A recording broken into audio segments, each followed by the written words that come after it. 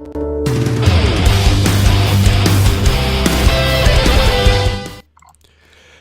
YouTube land, and welcome to the Get In and Get Out Nintendo podcast, episode 26. I am your host, Dantes, with no Xenoblade in my hands because Best Buy delayed my copy until Monday. But anyway, I am surviving. And of course, joining me, like always, the man in Splatoon, Caleones. How you doing, Caleones? Hey, how you doing, Dantes? How you doing, everybody? And today, well, this is gonna be, if you're watching it, this is a recording. This is not live.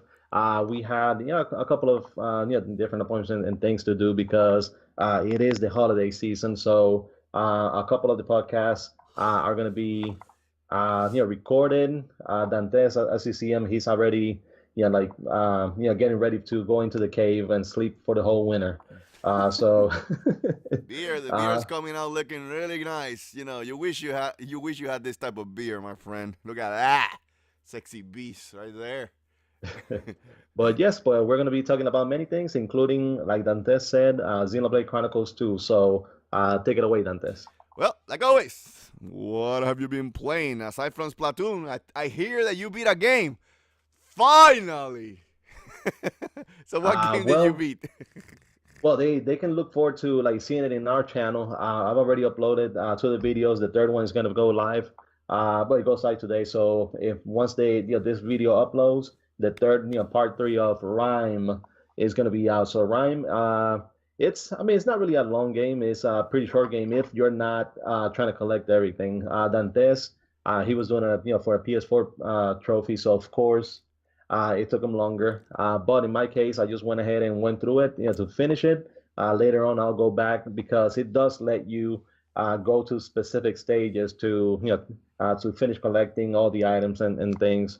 So I'll go ahead and do that at a later time. But by tomorrow, all four videos of Rhyme are going to be on our channel, so you can see the complete walkthrough from the beginning up to the end. So quickly, Caleones, when I spoke about Rhyme on this beautiful podcast, I gave the game an 8 if my memory doesn't fail me. What would be your score? Okay, well, my score, it's gonna be pretty much the same, even though you played it on the PS4 and I played it on the Switch. But you played it on the PS4 Pro, and I played it on the Switch. But the reason is, okay, so the game does have the graphical fidelity doesn't look as good, of course, as the PS4. There's a lot of popping. Graphics are not as smooth, and there's some kind of like some slowdown on the game. So the game does suffer of some drops on frame rates. But and like you said, because you did say it that even though it looked like an open world game at the beginning, especially in the first two world, you have the one at the beach, and then you have the second one where you're being followed by the bird. So those are pretty much open, but then on the second and fourth part of it, especially on the fourth part, it's very linear. You're following one of the mechanical beasts. I'll just say it like that, just so if you play the game, you're not going to be spoiled. And it feels really linear, except for when you're trying to find the stones to kind of like turn on the I guess one of the something on the game so you can continue. So well, I mean, I don't want to spoil it. Yeah, you're fine. Keep going. But it when it goes down that road, it feels it goes from open world to linear, and it feels like you're just following somebody. But at the very end, the game ends with a gut-wrenching punch. And in this case, I was sitting down like doing the recording, and my son he had woken up, walked down to the living room, and he was laying down next to me, like on the phone. But the ending got to me, and Pussy. yeah, not since Final Fantasy X had I like experienced something like that. It's all good. I was also the ending hit me hard, like I stated on my mini review that we did for Rhyme. But admittedly, it is a beautiful ending. It is one of the, I would say, the ending is the reason I put the game from a 7 to an 8. So that tells you how much, to me, the ending means for the game. But anyway, Yes. you heard it right here. Caleones agrees with me. We'll give it an 8. I think it's still a pretty good game. 8 is a good score, people. Stop crying. So, go play it. It is recommended. Of course, if you have a choice, play on the PlayStation. No, sorry, it's a Nintendo podcast. Play on the Switch. Anyway, for me, I'm gonna throw it in Caleone's face, of course, because I love throwing shit at Caleone's face. I beat Mario and Rabbids. I beat the game. Right now, I'm at 100% on all stages completed. I am 99% of chess fine. I am really screaming because I cannot find the last two freaking chests. So I'm kind of thinking of giving up. And at the same time, I know my addiction of 100%ing, but there's no trophies in here. So with Nintendo, it's easier. It's easier to just step away. You know what I'm saying, Caleones? And then on challenges, I am 95% complete of the challenges. I did complete all the main challenges. I have not completed the ultimate challenges. There are 4 ultimate challenges that really test your patience. Let me put it that way, because they have really tested my patience. I have beaten 2 out of the 4 ultimate challenges. But the last 2 challenges, one of them is one of escort missions, which I don't like anyway, but it's like ultra hardcore escort mission that you have to put Toad from point A to point B, but there's like 30 miles in between.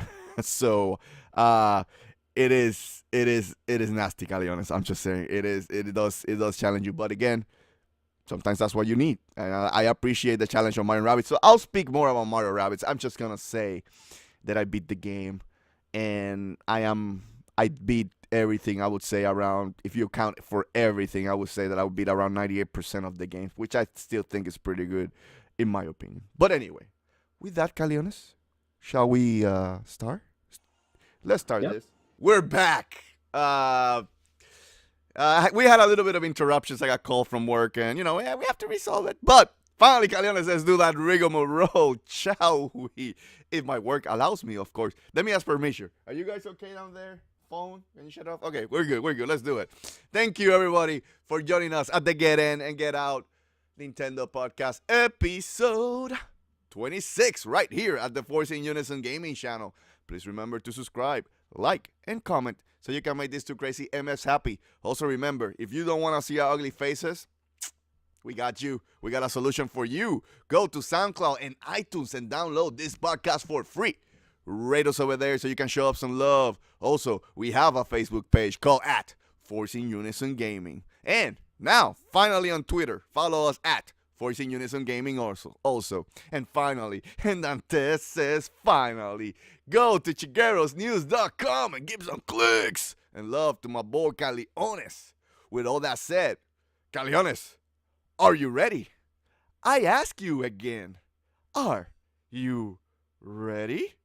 Well, in that case, for the thousands in attendance and the millions watching around the world. Well, no one, but it's okay. It's the millions watching around the world. Someday, maybe. Let's get ready for Reggie's News Center. My body is ready. My body's ready. Go ahead, Caleones. And we have 16 pieces of news. So we're going to go ahead and get started with this. Of course, everything. We're starting with Xenoblade Chronicles 2, the game released yesterday, baby. And the Metacritic score. So it is currently 1 point off the prediction from Dantes. It's currently sitting at an 84 Metacritic score. So far, it's received 49 positive scores versus 7 mixed and no negative. So yeah, we haven't had that one troll. Do the negative reviews yet. There's a couple there close enough, I would say, but it is what it is. So yeah. So, but Dantes, how do you feel about the score? So, like always, I like to go through give you the perspective across the board for the Metacritic score for Xenoblade Chronicles. Of course, I have not have a chance to play the game because my boys at Best Buy delay my order, which is fine. This is the first time they've done it. I'm still getting that 20% discount from Best Buy Gamers Club, so it's only $80 for $80 for the special edition. Still, I would have liked to play a little bit maybe this weekend, but admittedly, I'm also finishing, I'm maybe getting the 100% in Mario and Rabbids. I'm really struggling with that one. I don't know if I think I'm stopping. And then I want to get to Hellblade to completely clean it out of my docket. So then my attention is fully on Xenoblade. So anyway, I wasn't even planning to play it. But still, I wanted to do an unboxing video. Did not happen. I'll plan to do an unboxing video on Monday, but I want to show, if it comes on Monday, let me clarify. But I want to show the full spectrum of the history of Xenoblade, because a lot of people don't know it started with Xenogears. It moved to Xenosaga, and then we got the Xenoblade games that we have today. But in all my collections, I have a lot of collector items that I've accumulated through the years for the great Xeno series, except Xenosaga. But anyway, aside from that, let's go to the scores. So here's a couple. So RPG Gamer, it's an RPG site. So it's an RPG, people who play RPGs. They gave it a 10 out of 10. They said the overall depth in Xenoblade Chronicles 2 and how well it all ties together is outstanding. Through higher expectations means it's less of a stunning revelation than the first game. Monolith Soft has risen up tall to meet those expectations and deliver spectacularly in every area. 2017 has been one of the greatest years in RPG history. Xenoblade Chronicles 2 caps that off in mesmerizing fashion by being one of the finest titles of the year.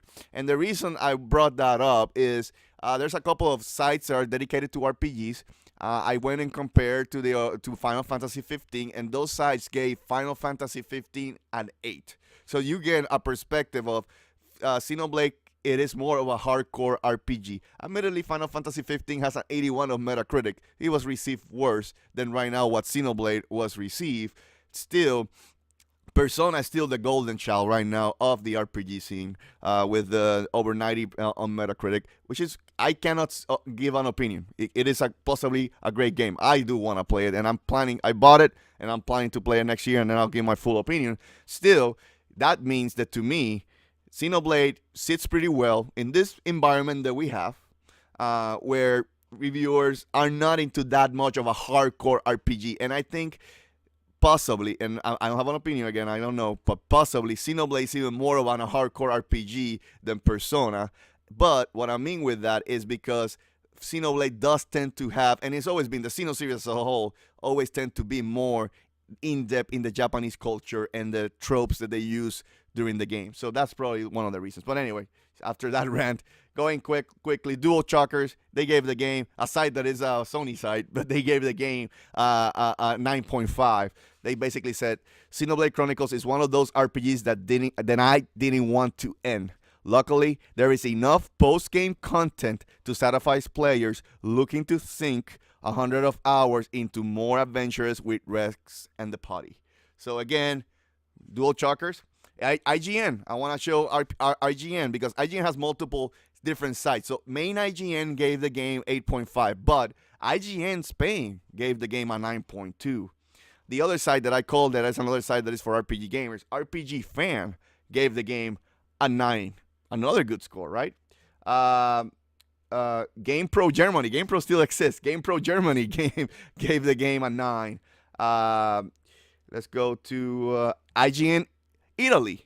They gave the game a 9. So even the IGN, again, it just depends on the culture. I think this game, it is not embedded in Western culture, so it's gonna have less appeal. I think the first game being a 90 over Metacritic, the reason for that is because at that point RPGs were failing. JRPGs were in the shithole, and this was the first game that kind of, in a sense, westernized RPGs, right? Kind of was a semi-open world, and at the same time, the first one is a masterpiece, so I'm not doubting that. But I think the environment has changed through the years with games like Witcher and Persona 5 and stuff like that. The gas has moved the genre ahead for RPG itself, so it's a different. I think the expectations are higher too. Again, games like Horizon, even though probably a lot of people say it is not an RPG, it's still to me an action RPG. Or games like Breath of the Wild, the expectations are higher now, and that may be why they hit a little bit for. But again, a lot of sites keep going the 9s. RPG site a 9,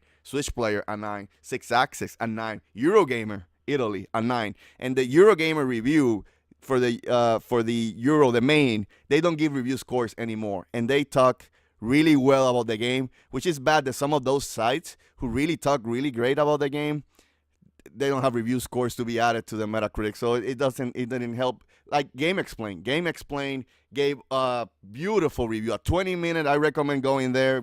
Credits where credits due. Go to Game Explain, look at that review. They did an awesome job explaining the battle system, the story, and why the game is so great. So too bad that they don't give scores anymore, because now that one could have been, there. And then of course I'm waiting for Easy Allies. To me, they're the best reviewers in town, and one of the ones that I trust the most on reviewing games, right? So Easy Allies, once that review comes out, we're probably going to have a quick discussion about it here.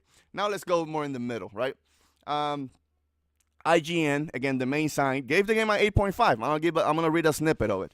Xenoblade Chronicles 2 is a standout RPG that manages to keep its story, combat, and exploration interesting over the course of at least 70 hours of adventure through an impressive, rich world. Getting from place to place can be confusing, but outside of that and a multi-hour progression roadblock near the end, this is an excellent game full of tough, memorable battles and positive message. So again, reviewers sometimes they do struggle with saying, oh, I have to grind, or the game can be grinding too, because they have a small window to review the game. So they're trying to complete the game as fast as you can. So sometimes those reviewers don't get to experience the full battle system as a whole. And that's something I'm going to say about Mario and Rabbids too later today, because once Mario and Rabbids opens the battle system completely, Caleones, the game is way more fun. So that's the thing. Reviewers sometimes don't have the time to really put and learn all those mechanics. They just do enough to complete the game, right? So, it is what it is. But I'm just saying that IGN 8.5 is still a good review, Caleones. So I appreciate IGN's review. That was a good review also. You can go to their site to give it. Let me see another big site. XGN gave it an 8. Destructoid gave it an 8. Game Informer, this is a big one. They gave the game a 7.5. Now, Game Informer, it is not a big Xenoblade fan. And you can see that with their top 100 RPG games of all time. Xenoblade was like 80-something on that list, right? Where a lot of major sites have put Xenoblade Chronicles, the original, as a masterpiece. And they put it in their at least top 20 list of RPG games. Game Informer did not. And that just shows you, maybe, again, it's the type of people. Game reviews are like opinion.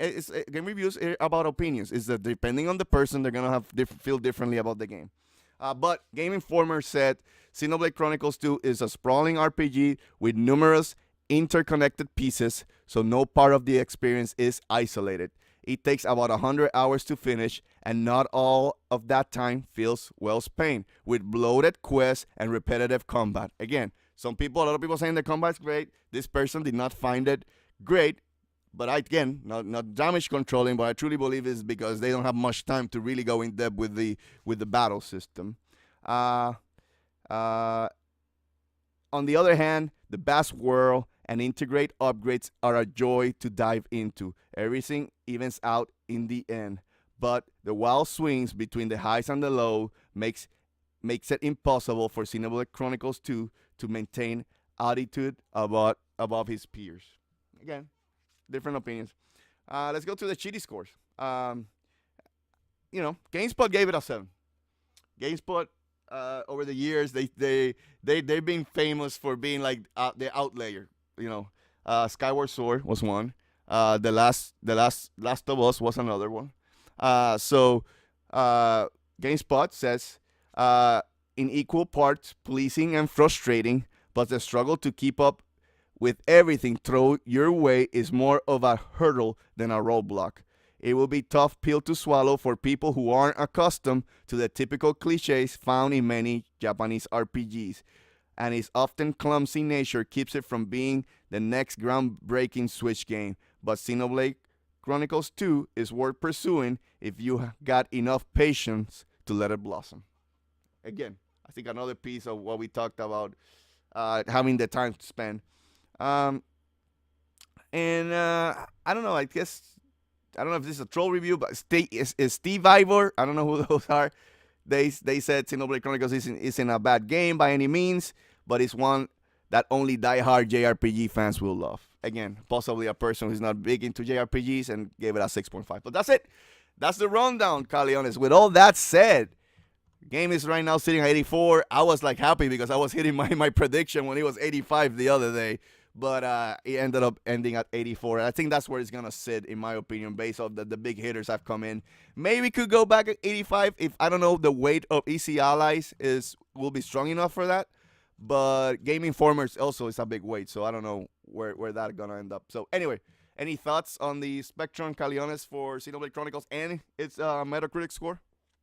Well, I mean, it's we knew that it wasn't gonna get a 97 like Breath of the Wild and Super Mario Odyssey. And like you said, JRPGs, they're I mean, when it comes to how their reception and all that, it's in the West, they don't really embrace it as much. Yes, Persona 5 has been getting great reviews over here in the West, and is getting a pretty good commercial success, but it is still a little bit different than Xenoblade Chronicles 2. Because Xenoblade Chronicles 2, it's a JRPG through and through, from beginning to end, and it does have a more demanding battle system as well.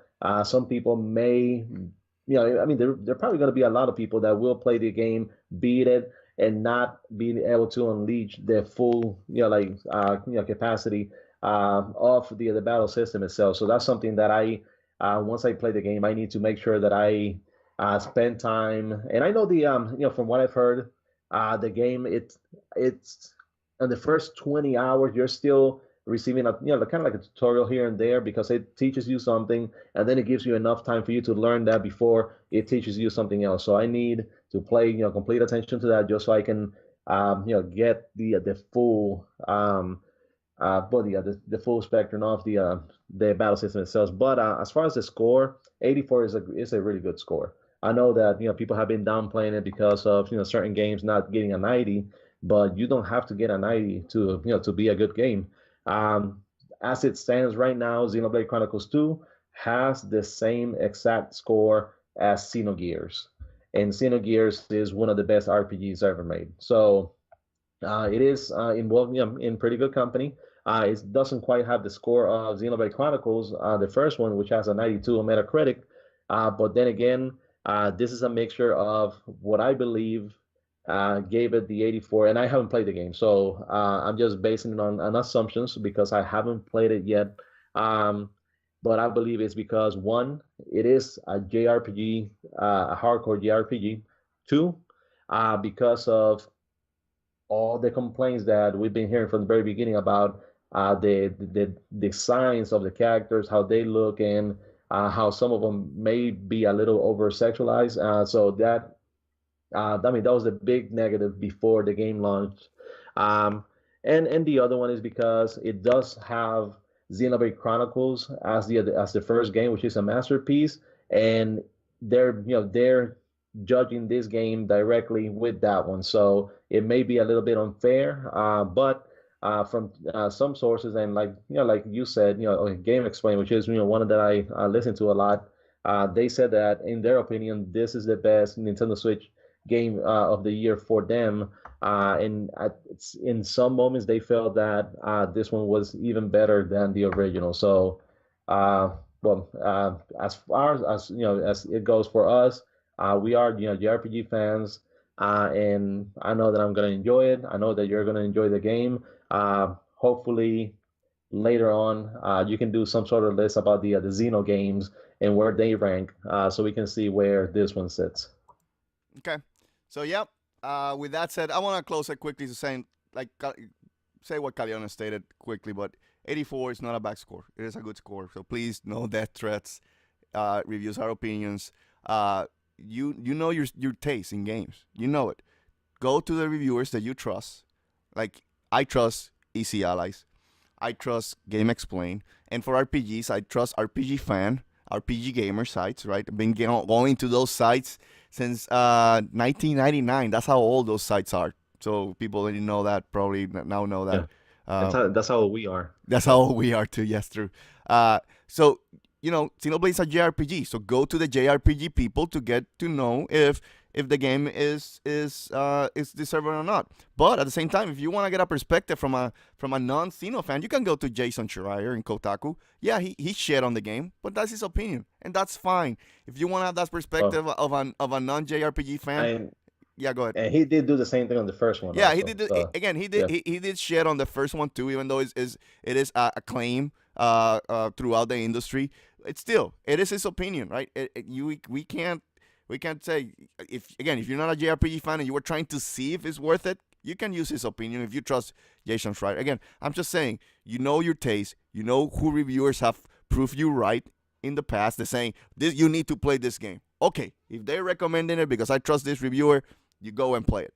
But a lot of YouTubers I heard that are not in the aggregation score. All of them, I haven't seen a single one yet that says, "Oh, this game is bad." All of them has been saying that this game is good, right? And a lot of people now trust YouTubers now saying their opinion because they're less biased, even though there's been some cases of or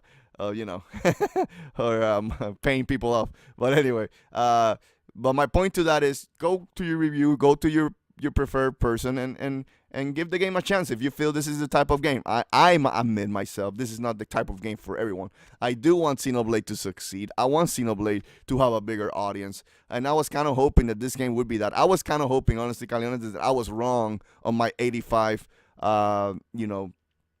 prediction. Just hoping that the 90 would get it there right into the 90s or 89, something really close to the 90s, so people would give a really in-depth look. Because some gamers, some gamers just, if they don't have that Metacritic up, the game sucks, right? And to clarify, that is a reason why Metacritic, it's green when it's an 8 and up, right? I think it's a 7.5 and up is a green, right? So Metacritic is still.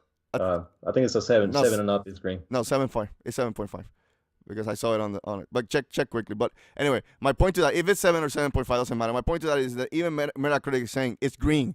That means that the consensus of the reviewers have been that the game is good, right? So give the game a chance if you like RPGs. Give the game a chance if you like open worlds, and just enjoy it. Anyway, with that said, Caleones, I'm taking the beautiful gameplay out of the way, so you can continue with the next piece of news. Well, and continuing with the next piece of news, and I'll go ahead and go back to address something. Yes, it is after a 75 and up. Yes, it's green. Under 75, that's when it starts being yellow when it comes to Metacritic. But we were talking about the Xenoblade games, how this one may compare to the previous one, and there's one that was underappreciated because it was it belonged to a console that didn't really sell that much, belonging to the Wii U. And this is coming from Tetsuya Takahashi, which is the president of Monolith Soft, and he stated that he actually, in his words, personally speaking, there are times I feel like playing Xenoblade Chronicles X and think about how nice it would be to play it on the Nintendo Switch. Of course, that will depend on demand and such, but I will think about it while discussing future plans with Nintendo. So that's the president of Monolith Soft talking about the X game. And as far as I know, Xenoblade Chronicles 2, the engine, even though the art style doesn't really look the same, but the engine itself, it's either similar or the same one that X had on the Wii U. So making a port from the Wii U to the Switch is not really going to take too much effort, I would suppose. And it doesn't have to sell 1 million copies, to justify making it. I'm pretty sure with maybe like 150 to 200,000 copies sold would more than make up for the development cost to port it over. So, what are your feelings about the Switch or the Switch version of Xenoblade? The Switch, the console is awesome. Anyway, about the port, I would prefer the first one to be in HD, right? Because that game really deserves to be HD. But I know that would take a lot of effort to do, right? So I'm going to have to enjoy my emulator, I guess, because that game really looks beautiful. A lot of Wii games, to clarify, have a good artistic art style, and when you play on the emulator, it just looks awesome. But the X, per se, I like X. X was a great game. Like I play it a lot, but I wouldn't. It wasn't. I would put it pretty low on the Xeno series, I guess, right? Even though it was a good game, good gameplay, there were things that it bothered me and I did not like about the game. Story was one of them. The story wasn't that great, but again, I know maybe that's because the open world hurt that story of that game. But X would be way easier to port because it's the same engine, like you stated, Caleones, and I think it's all about that. He's saying we could port it because it's not, it won't take that much effort. So I do believe that at some point, maybe I would say have people for the next game to give something for them until the next game. And the Switch has new audience, and if Xenoblade Chronicles 2 is able to grow the audience, right, Caleones, with this new game, then you could see X coming out then to maybe even promote the next game when it's closer to launch the next game. But anyway.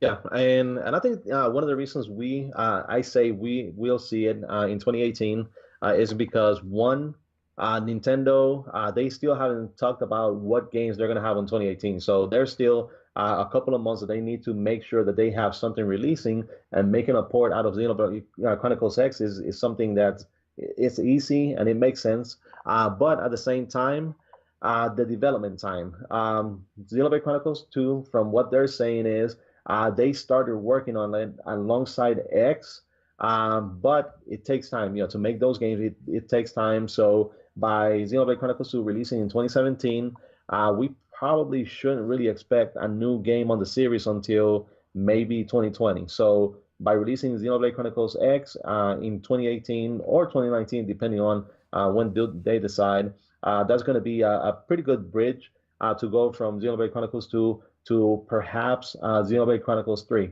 As far as the Xenoblade Chronicles 2, I feel like, when it comes to the Metacritic score, yes, that's one of the driving factors on the Nintendo and Monolith Soft, and how they see the reception of the game, and if they're going to consider going with a third one in the series. But the other one is sales. And as far as I have seen, the game has been ranking pretty high on the Nintendo eShop even before release. It was a top 5 game, and that was just pre-orders. In between yesterday and today, you will see a lot of people posting the game that they got it, gameplay videos, and all that. So it's getting a lot of traction, and it seems like it will be a really good seller. Would not surprise me for the game itself to eventually end up selling 2 or 3 million copies. So it's not going to be. I think it will. Prediction: I would say I'm happy if it gets to 1 million. If it gets to 1 million comfortably, let's say 1.5. I think Nintendo will be happy with the product. Okay, well, I say, like, if ARMS was able to pass 1 million and head over to 2, 1 Switch is up there as well. So I believe Xenoblade Chronicles 2, with the way that Nintendo's pushing it, and it does still have the support, because the game is going to have an expansion, so it's not that they're going to release it and forget about it. They're going to continue promoting it. They're going to continue releasing it and supporting it. So that's going to help out as well. But as far as X, it would work as a perfect bridge, in between the two titles. And they said that if Xenoblade Chronicles 2 sells well and is received well, that they're probably going to continue with the Numbers series. So we're going to continue seeing Xenoblade Chronicles 3, 4, 5, and they're probably going to end up going the Final Fantasy route when it comes to it. So I believe it will. In that one, I'm pretty sure, Caleones. And the reason I say that I believe they will, and I'm pretty sure, is because one sold well enough to merit X, and X, even if on a dead console like the Wii U, sold well enough to merit Chronicles 2. They just need to get to 1 million, Caleones. If they get to 1 million, that's still good money. Remember, on an RPG is a niche genre. It's not the old school PlayStation 1 days where everybody was playing RPGs, right? It is a niche genre. So a lot of RPGs, to be successful, like Tales of Berseria, Ni no Kuni and stuff like that, they're happy if they get to 1 million and stuff like that. Ni no Kuni did get to 1 million, but Tales of Berseria never gets to 1 million. But they still chugging those games along like M&Ms, right? So what I'm saying, the Shiria 5, another game, doesn't sell 1 million, but it sells well enough. 600,000, 700,000. Those games, again, not all games need to sell millions and millions to be successful, because they're not that expensive to make, right? And that's where the industry is so bad in where it's going. It's because they're making this game so expensive that they need to sell this much money, and now they're creating loot boxes and all that crap. So again, I think RPGs are proven that you don't need to sell, that much to be successful, right? So if it gets to 1 million Caleones, we will see Xenoblade Chronicles 3. So Yeah, and just to give perspective when it comes to the sales, the original Xenoblade Chronicles on the Wii ended up selling 920,000 copies, and this is coming from VG charts. Xenoblade Chronicles X on the Wii U sold 910,000 copies, and Xenoblade Chronicles 3D on the 3DS sold 610,000 copies. So yeah, so the first one sold like 1.5 million if you count it, So yeah. So technically 1.5 if you put both of those together, which I think is probably going to end up being the same thing with Xenoblade Chronicles X if it releases on the Switch. I think it'll probably sell something alongside, along the 400 to 500,000 copies. So yep. I think it could end up like that. I agree. What I would like to see from X is, you know how you can do the online portion and team up with other people on certain on certain modes, but you can do that very well with LAN. You don't really need online. If you have other people with the Switch, you can party up with those people and embark on those quests. But I also would like to them, for them to expand on it and give it that, Phantasy Star Online type treatment. Even though Phantasy Star Online is coming to the Switch, at least in Japan. So I'll say this quickly because we're already 30 minutes in. Well, 37 minutes in if you count the stoppage for work. But I will say this quick. I think you're gonna see what they learn from X, but it's gonna become a new IP, Caleones.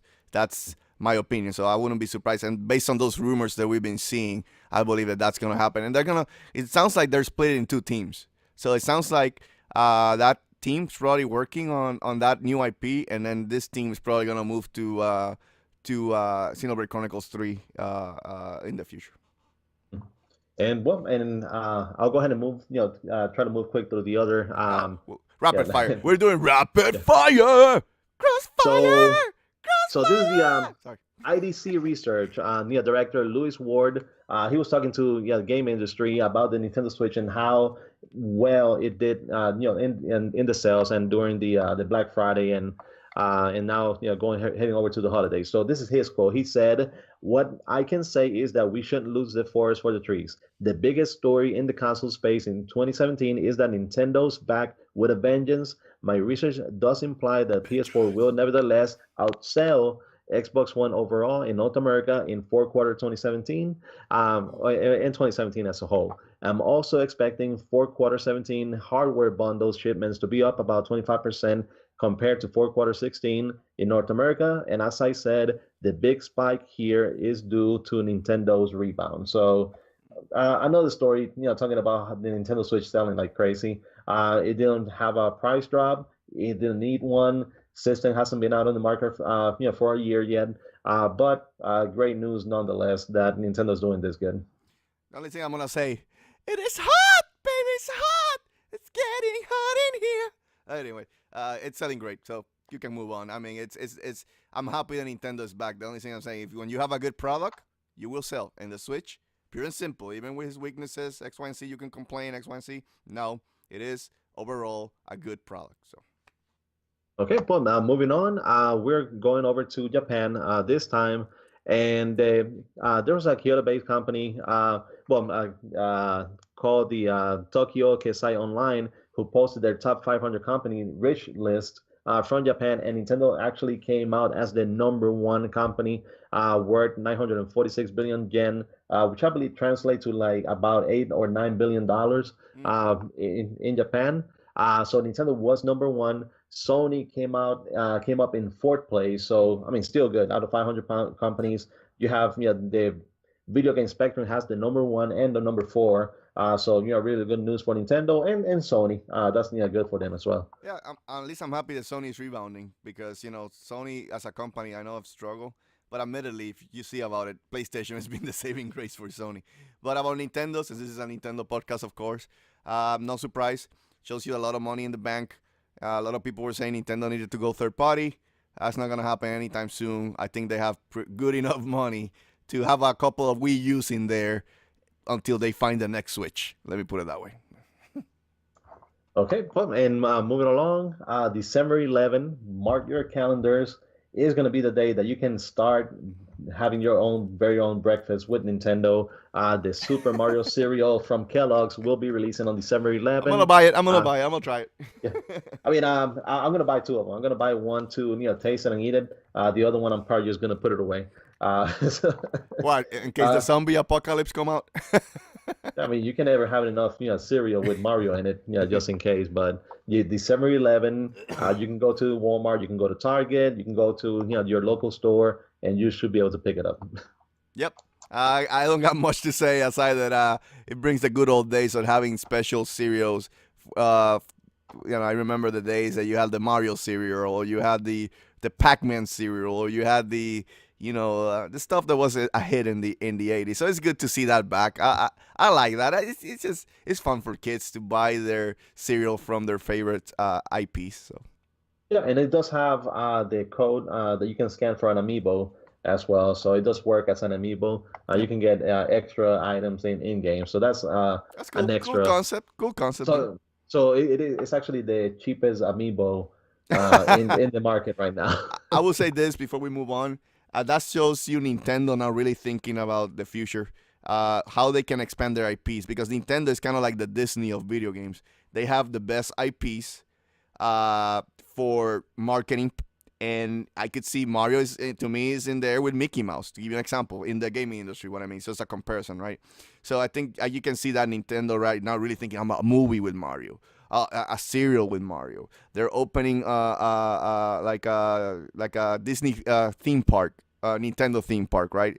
So Nintendo's really thinking like, okay, even if our console sales fails in the future, X, Y, and Z, or something happens, we still are gonna be making money in other areas. Yeah, and the cereal, I believe, is going to be $2.99. So don't be cheap taking your Switch over to the supermarket just to scan it, buy it, take it home, and do it at home. I bet you the code is on the inside of the box. They're not that dumb, dude. Come on. Probably.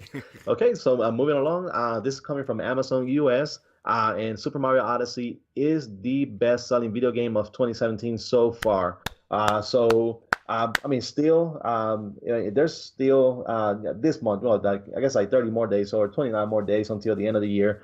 You still have very tough competition from Call of Duty World War II, Assassin's Creed Origins, which I think are going to be up there, top 3, top 4 best-selling games of the year. But Super Mario Odyssey being the best-selling video game of 2017, it's great news. Like we said, you can have all these console sales, but what really drives up the profit is the software. And software is what every single company, software is why you see PlayStation or Sony releasing games at $40, like the Crash Bandicoot or the Uncharted Lost Legacy and those, because they want to drive the sales. So this is they're atop the best-selling video game list of 2017, and Super Mario Odyssey being the top one. So congratulations, Nintendo. The only thing I'm gonna say is publishers. Mario doesn't have loot boxes, and it's the number one game. Or multiplayer. Or multiplayer, and it is the number one game. And I'm really happy Mario Odyssey deserves the sales. It's a great game. It is, and I think it's gonna win the year. There's not much competition remaining. I know there's competition. There's gonna be competition, but like I stated early, the previous show, I think this game is gonna have some legs, and you're gonna see it a couple more months in the MPD. So.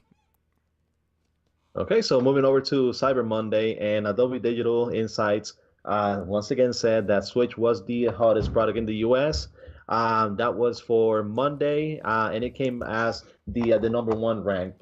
So Dantes, if you can, go ahead and read us the list of the top 5 items. I don't have it up in front of me, so you can't do it. Sorry.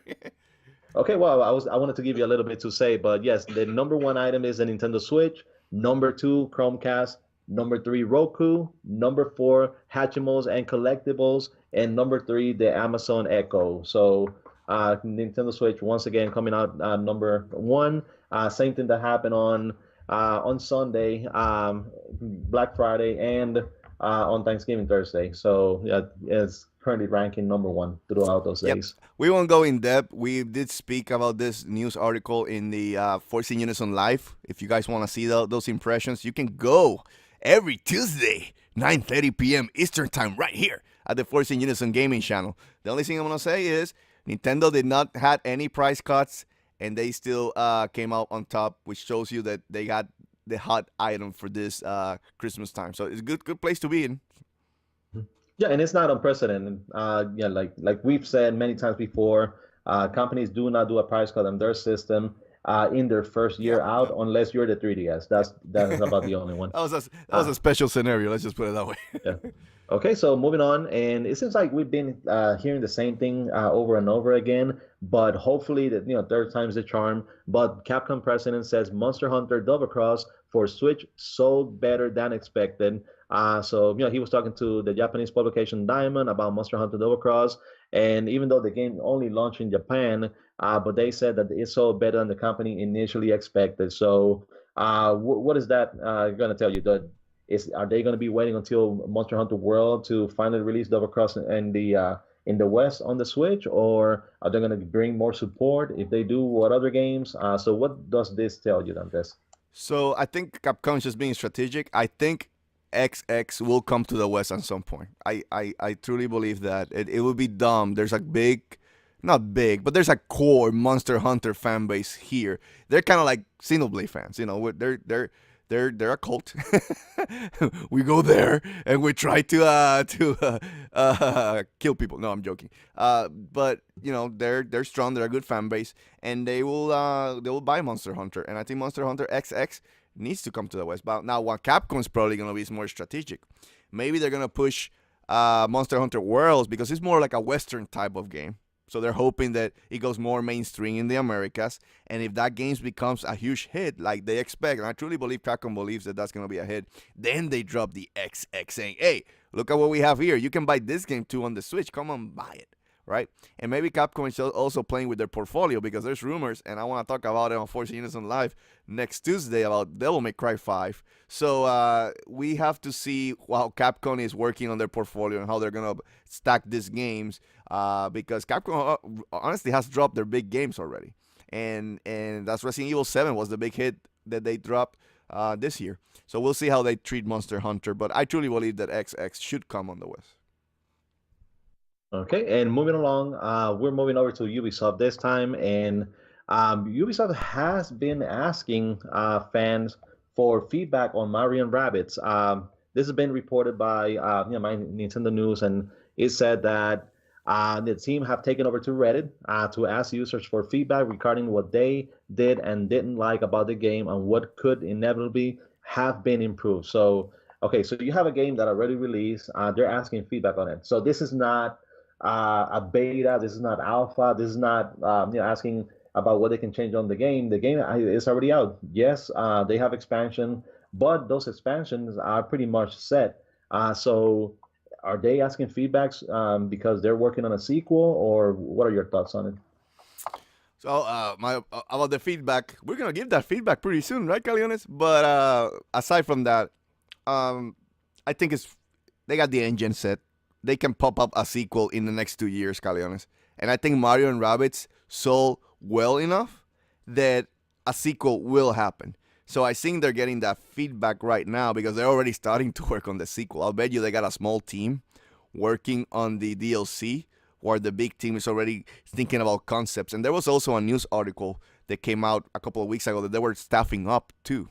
So I wouldn't be surprised if that's what they're doing, Caleones. And the game was a hit that I believe they will do it. And I'm all for it. I like the game. Bring part 2. Just take the rabbits away, but bring part 2. Just joking.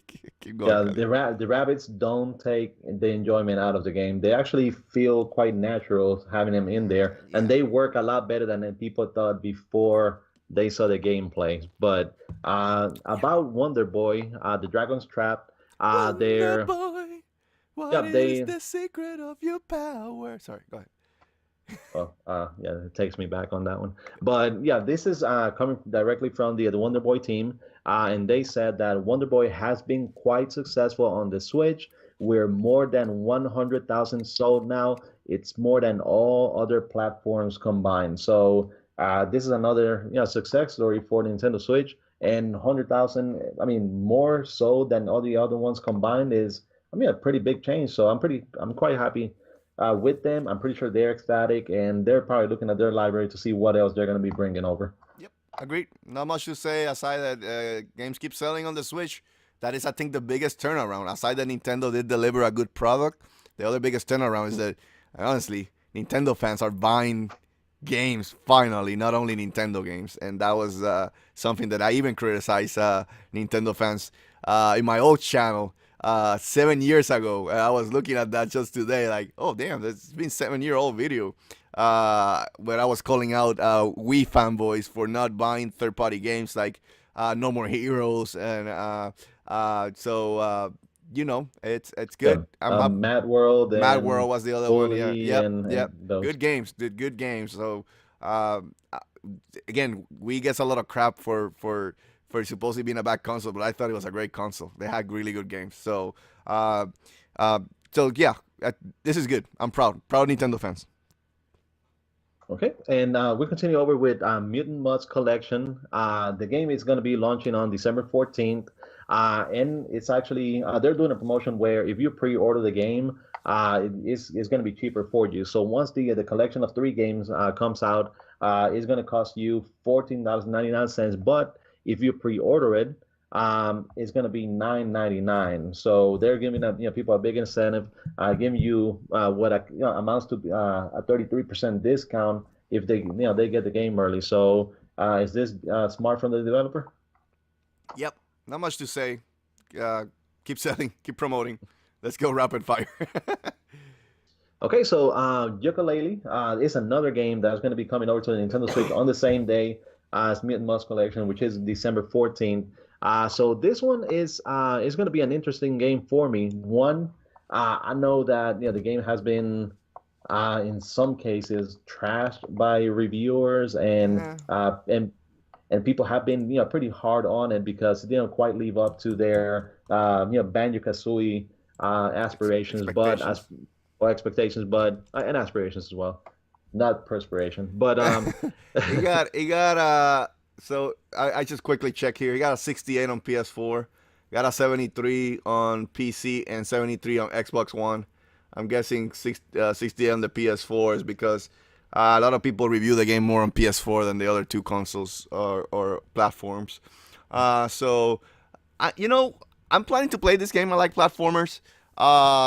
So I think it's good that it's coming to the Switch. Is it too little, too late? That's the question, I guess. yeah, but this actually the game itself has been optimized and improved for the Switch by the Yooka-Laylee, by the Playtonic. So what they're saying is that this is going to be the definitive version, and hopefully they can apply the updates that they've done on this game to the other consoles, to make it a better experience. They have been doing updates, improving the experience, but there's still a couple of things that they need to fix. But among the things that the Nintendo Switch version is going to have Joy-Con play across all multiplayer games, custom achievement system. So it does have, even though the Switch doesn't have achievements or trophies, it's going to have an achievement system in place, kind of like Rhyme does, because Rhyme does have an achievement system. And I believe this Gaia 5 Complete does have one as well. Sever too. Severed. Okay, so I mean that should be telling for Nintendo if developers are going out of their way to include achievements on their games on a system that doesn't have them, you might as well just do the achievement system on the system and just let them decide if they want to do them or not. But either way, Yooka-Laylee, December 14 for the Nintendo Switch, and it should be, if Playtonic is honest, the best version of the game. Yep. Not much to say. I want to try it, but of course I'm gonna play on PlayStation because of the trophies again. It's just, Nintendo. You're missing some sales here if you have some achievement system. But anyway, yeah, keep going, Carlos. Okay, so we have Shin Megami Tensei 5 is finally confirmed to be coming over to the Switch on the West. I mean, everybody knew it was going to come over here eventually, Yeah. but hopefully it's going to be a worldwide release, everybody at the same time. The game does have similar aesthetics to Persona 5, and that game, I think they said something about it sold over 2 million copies worldwide. So 500,000 in Japan and 1.5 in the rest of the world. So the game is doing great. So hopefully Shin Megami Tensei 5 is going to follow the same formula, and it's going to be a success as well. Can't wait to get the game. Can't wait to play it. So what do you feel about it? Again, Shin Megami Tensei falls in that Persona category that it's an RPG. As an RPG fan, I haven't played them, which is sad, right? I should get on that. So hopefully this game doesn't have anything to do with the other ones, and then you can do a jumping point like Persona 5, right? So I will support this game on the Switch. I will support games that I like in the genre, even if I don't get the chance to play it as soon as I buy them. I do want to support, right? I did that with the Wii U. I've done that with the Wii. I want games that are going to be niche to be successful. So we'll see what happens. But that's good news. I know it was a given, but this is good to know that there's an official confirmation. Okay, and we have another game. This one from Game Bakers. The game is titled Fury. It's also on its way to Nintendo Switch in early 2018. They said that the game is going to retail for $20, but they haven't really specified the release date for it. But it's going to be something that they're going to continue to update us and let us know when the game comes out. Yep, that's fine. And the last one, One More Dungeon, launches December 11th for the Nintendo Switch. And this is the last one before I go to another piece of news that we didn't have initially, but that we need to talk about. And it's going to be that December 11th for the Nintendo Switch, the game is going to be releasing. It's going to be priced at $7.99. So that's another. It looked like a Minecraft-esque type game. So I'll say probably like a mixture of Minecraft and the original Doom for PC many years ago. And the next one is about possible screw up by EA. It seems like they accidentally released information on A Way Out and Faye, and their plans for both of those games when it comes to 2018 and 2019. And one of the things that showed for Faye is that it was going to be part of a Nintendo Direct in January. So by having those documents released, they may have inadvertently said or announced or leaked the date for the new Nintendo Direct for January. So are you surprised, or was it what you expected? We'll see. It's EA. So right now, I'm kind of boycotting anything that is EA related, even though if the game could be really good. We'll wait and see. Now, I think the interesting piece in here is the Direct that I think everybody thinks is going to come in January. So we'll see what happens. We need that Direct. I really need that Direct to get excited for 2018 a Switch catalog, and I think Nintendo's gonna deliver. At least giving us, they've been doing a good job laying out the plans. So I expect them continuing that trend. Yeah, and people seem they tend to forget that yes, the reveal trailer for the Switch came out in October 20th, I believe, and it did show you Mario. It did show you a couple of other games, but it wasn't until January when they had the Nintendo Switch presentation that they fully announced all the games that were going to be coming out throughout the year. But for the most part, in those first 6 months until E3. So I believe they're going to be doing the same thing. They're going to lay out their plans of what games are going to be coming out for that first part of 2018, and then E3 we're going to see the rest of it. So even Mario and Rabbids, we didn't hear anything about the game officially until 3 months before the game came out. So it's they're not going to announce games a couple of years beforehand. So don't be surprised if you get announcements in January for games that are going to be coming out in January, February, and March at the earliest. So it should be expected. Yep, we'll see what happens. Anyway, Caleones, that was a lot of news, but I think it's time to move on. It's already 58 minutes into the podcast. We tried to keep this in an hour, and it was like we're going to break records today, but let's go quickly. Caleones, if I wanted to know what are the hottest games, which store should I go to, baby? Okay, it's gonna be debatable. But I'm still gonna call it the Shigeru Mini Market because we promised.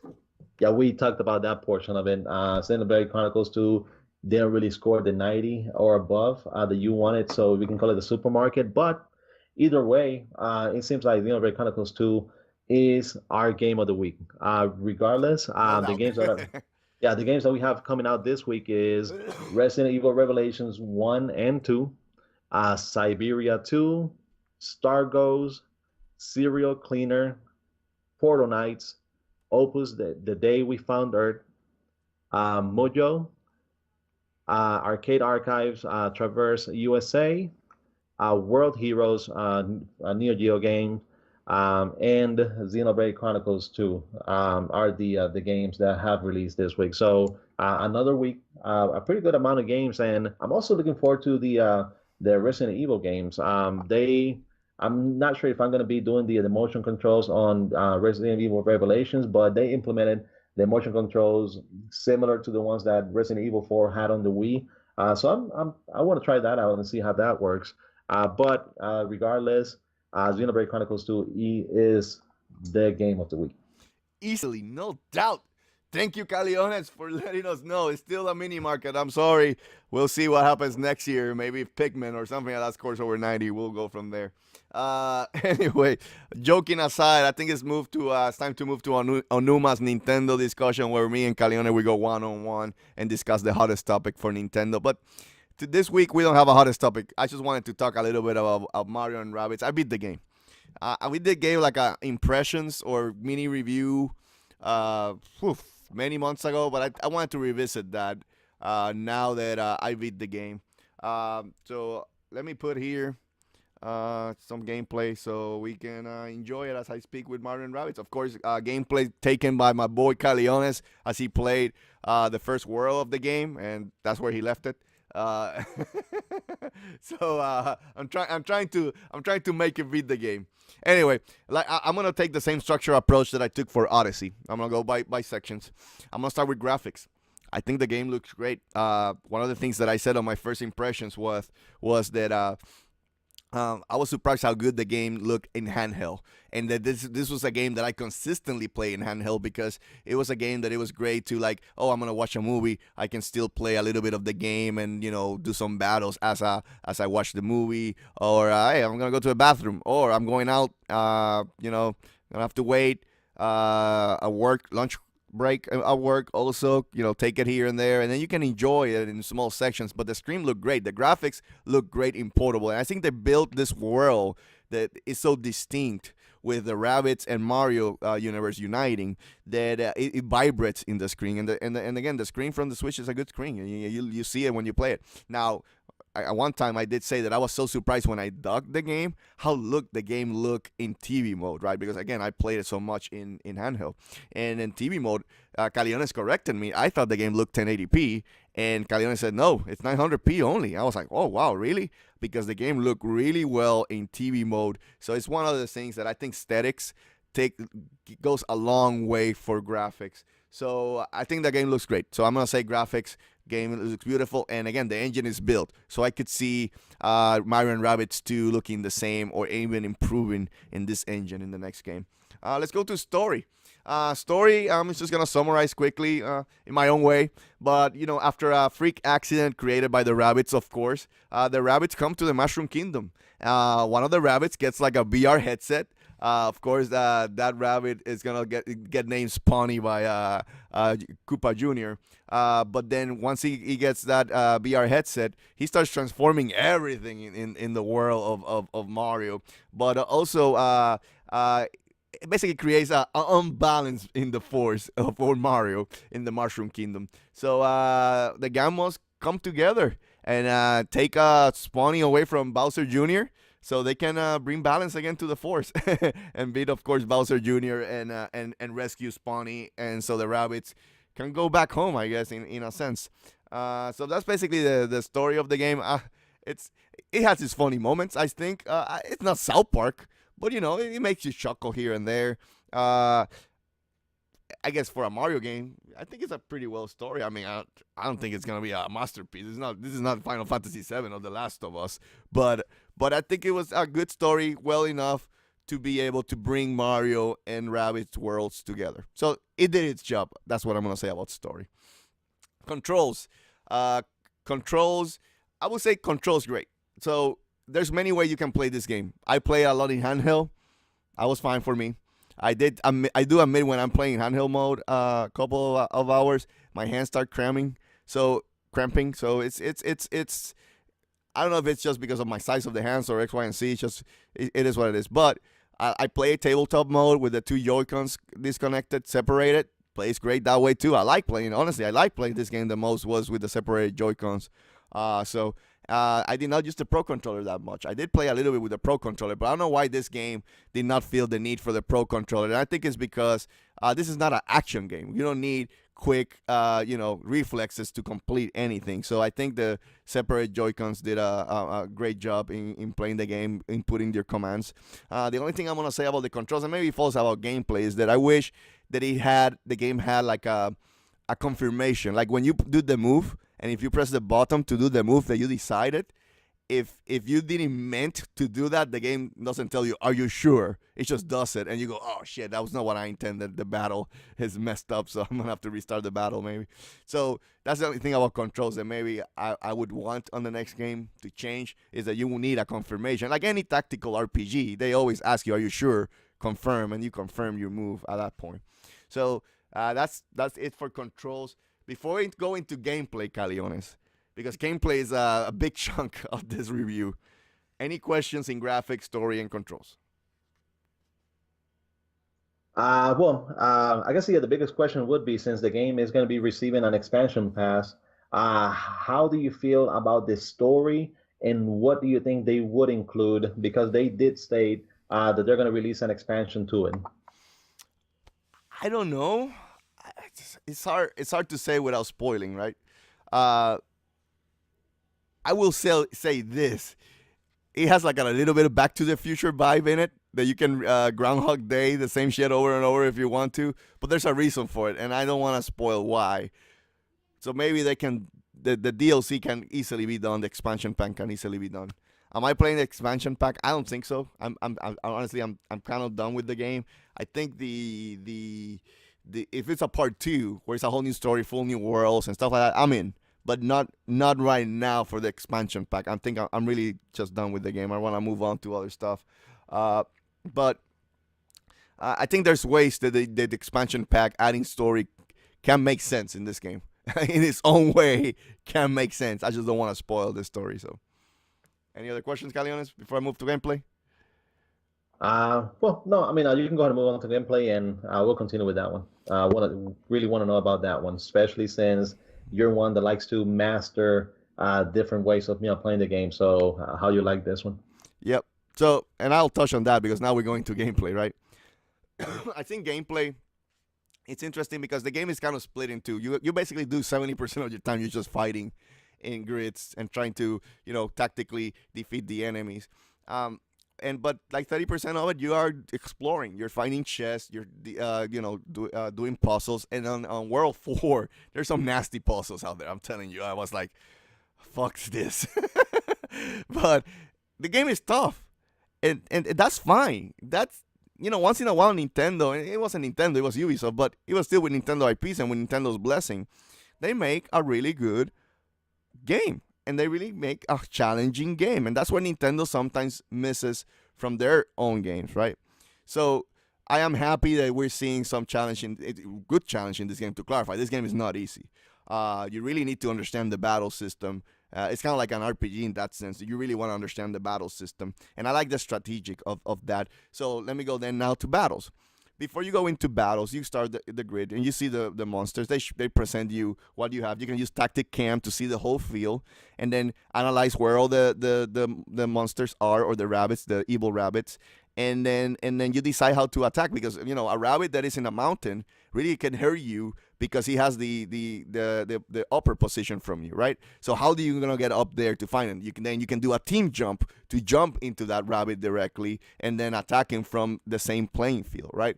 So you have to play with the elevation of the grid, how you're gonna attack it. You also can think about, okay, Mario has what they call Mario side. I don't remember the exact name, but hero side. Sorry, and hero side basically means if any character moves, Mario shoots him. So it's extra shots.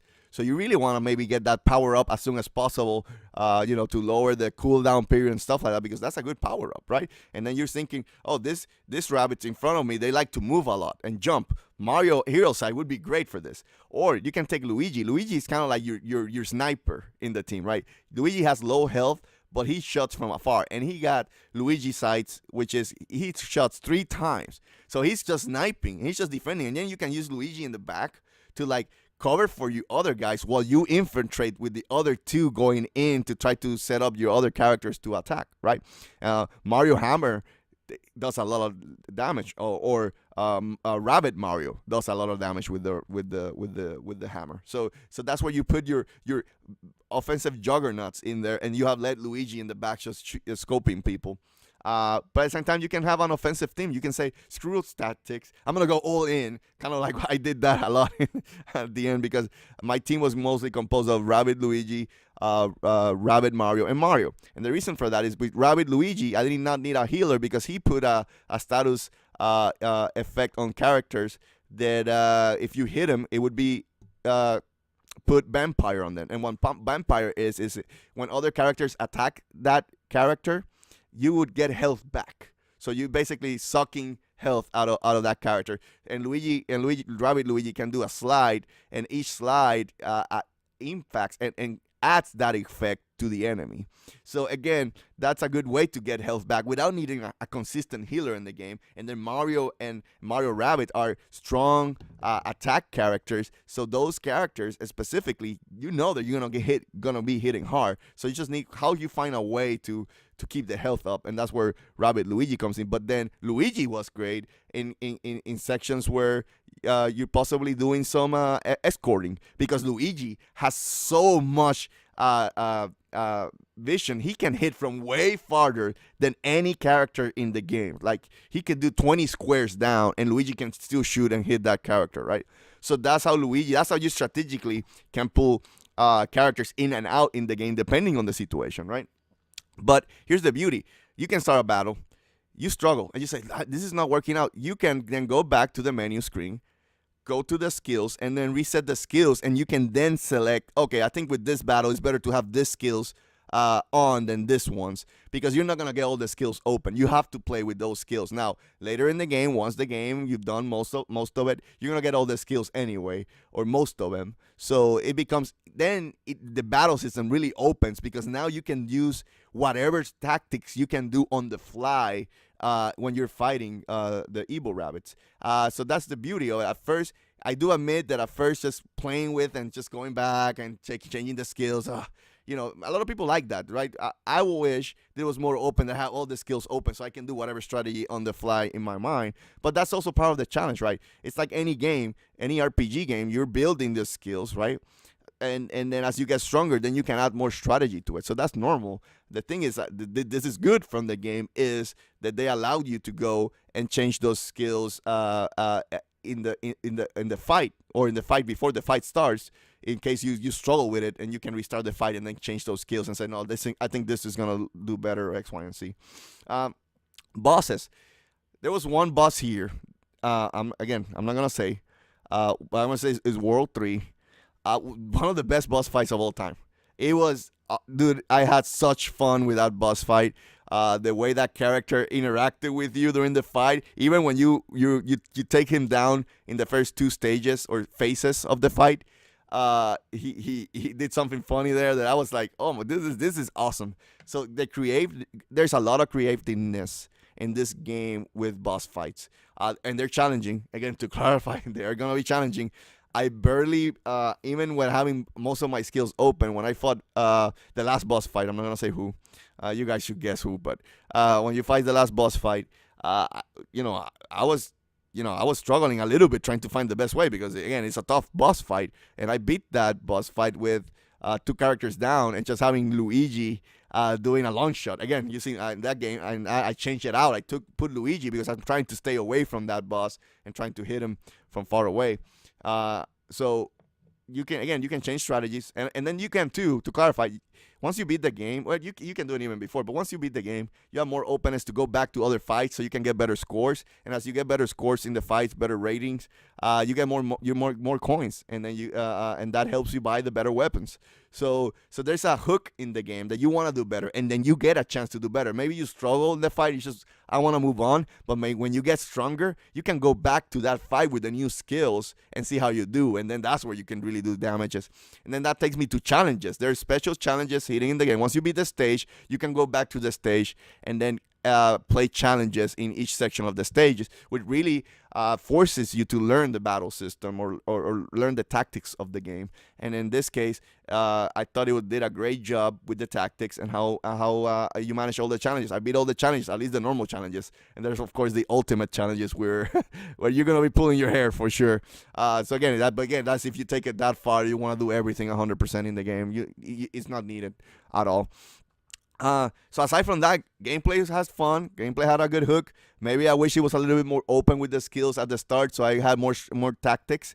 But it did force me to learn to do everything at least. So I have to give credit where credit's due. Holding those skills back and you know moving those skill points around based on the battle helped me to try a lot of different things that maybe if I had everything open, I would be set on my ways, right? So I'll have to give credit on that. I think that's about gameplay. I think I spoke a lot about gameplay. I'm looking at my notes here in case I miss anything, but I think that's a lot to take in about gameplay. And I will go with music quickly. Not memorable. I did not like the music at all in this game. That's one of the biggest weak areas in this game. It's music, but again, my taste is different. Other people could find the music, fun, but I just don't remember anything about the music in this game. That's how bad it is in the game. Anyway, I'm done, Caleones. Now I talk about gameplay and music. Go ahead. Any other questions that you may have? I guess the last question is going to be the lasting appeal of the game, and also how it compares to other games in the same genre. If you've ever played any other ones, and if you will be getting the expansion passes. So like I said, I don't think I'm going to get the expansion pass. The game has a good hook, going back and replaying the stages so you can get a better score. Like you just now in the background, you saw Caleones, the gameplay they had, that person had a good. But you can go back and replay those stages and try to get the better score. The challenges adds replay value to it because they're tough challenges. I'm telling you, they're tough challenges. Even the normal ones are tough challenges. And some things there that you're going to have to really learn how to do in the battle system. Overall, the game, if you're trying to do everything or close to everything, I've said that I've done around 98% of the game. It's taking me 50 hours. Again, good value for the package. $60 got me $50 of enjoyment in the game.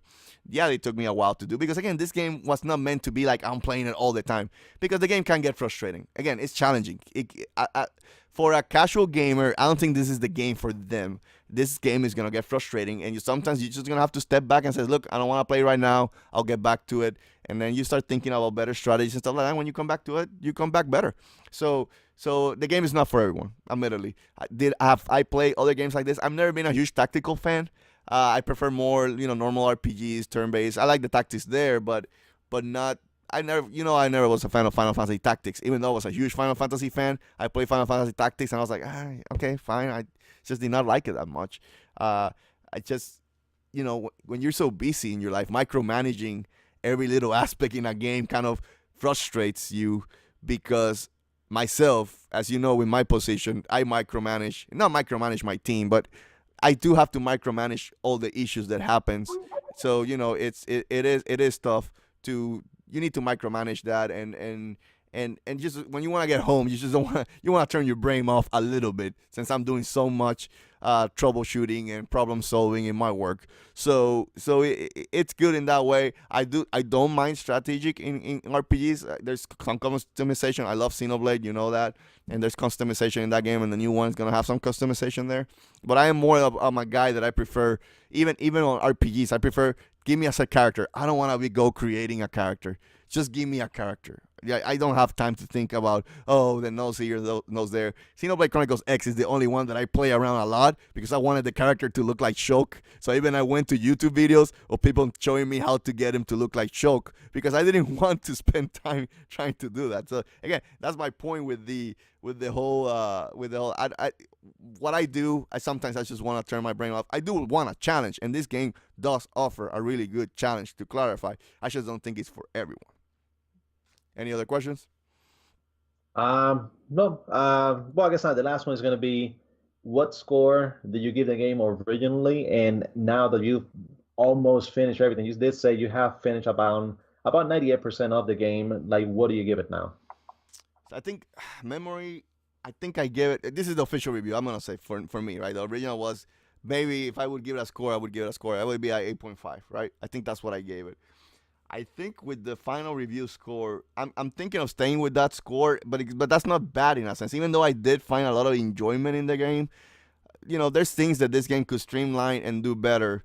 The menu system could be a little bit more streamlined in the battle system. Well, and it is pretty streamlined, to clarify. I'm nitpicking now. I'm just saying I'm not a fan of this genre, so take that. If you're listening to this review, take that. I'm not a fan of this genre. If you find people that probably knows way better about this than I do. But as a non-fan, the highest praise I could give this game is that I finished the game and I went 98% and did everything in the game, close to everything in the game. So that to the game merits, Caleones. That is a pretty high praise, in my opinion, coming from me. So keeping that 8.5, I believe, is validated. At most, I would maybe do 8.7. But I'll be fair, the music did not like it. That's a big thing. And there's gameplay aspects, like I said, about skills that I wish there was, there were more skills open sooner. But again, even those two things did not take away of the joy of this game and the fun that I had with this game and how good it was just to pick. This game was perfect for the handheld. So, with that said, with that discussion, I think my final score is going to be 8.7. Excuse me, 8.5. 8.5, people. 8.5. I think that falls in line with the Metacritic. Let me see what the Metacritic of this game is. Do you have it around there somewhere, Caleones? No, I don't currently have it open. So let's see what it is compared to the others. Yeah. Let me go quickly here. Oh, 85. A Metacritic 85. So, great game, 85. Another good Metacritic score. I'm in line with that Metacritic, 8.5. Game is solid. It's really solid. It's really a good game, and it just shows you the great year that the Switch has had for the first year. Again, Breath of the Wild, Mario Odyssey, Mario and Rabbids, and of course now the Xenoblade Chronicles. And I know Caleones is going to add Splatoon 2 to that mix. It shows you the good year. It's good, solid games, solid exclusives that the Switch has had the first year in the market. So, with that said, great, fun, solid 8.5. And I'm done with that, Caleones. I think we should be ending the show because we're an hour and 15 minutes in already. So, let's go and end it. I want to say one more thing before we finish. Okay, go ahead.